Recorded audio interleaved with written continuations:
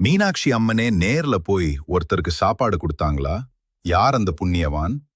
வடக்கு மொட்ட கோபுரத்தை 1877ஆம் வருஷம் 25 லட்சம் செலவு பண்ணி கட்டி, கோவில சுத்தி கல்லும் முள்ளும் குத்தாம இருக்க கல்லு பதித்து, காம்பவுண்ட் சுவரை சுத்தி காலையில பூக்கிற பூ, மாலையில பூக்கிற பூன்னு தோட்டம் வச்சு, பேரரசிக்கு சாதா குடத்துல தீர்த்தம் ஊத்தக்கூடாதுன்னு மீனாட்சிக்கும் சிவனுக்கும் தங்க குடம் வாங்கி கொடுத்தவராம். அப்படிப்பட்டவரு ஒரு நாள் வெளியூர் போயிருந்தாராம். இருட்டி போனதால வர முடியாம அங்கேயே ஒரு திண்ணையில பசியோட படுத்துட்டு கோவில நடக்கிற பூஜைய பத்தியே நினைச்சிட்டு இருந்தாராம். மீனாட்சியே அவர் எப்பவும் சாப்பிடுற வெள்ளி தட்டுல பிரசாதம் கொண்டு வந்து குடுக்க வந்தது மீனாட்சின்னு தெரிஞ்சுக்கிட்டு, காலையில கோவிலுக்கு வர அங்க தட்டு திருடிட்டான்னு ஒருத்தன் கட்டி போட்டிருக்காங்க.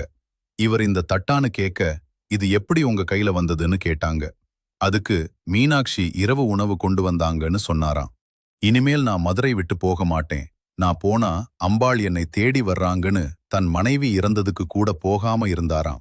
மீனாட்சி வீதி உலா வரும்போது பிரசாதம் வாங்கி சாப்பிட்டு மீனாட்சி அம்மனை பார்த்த மாதிரியே உயிர் போயிடுச்சாம்.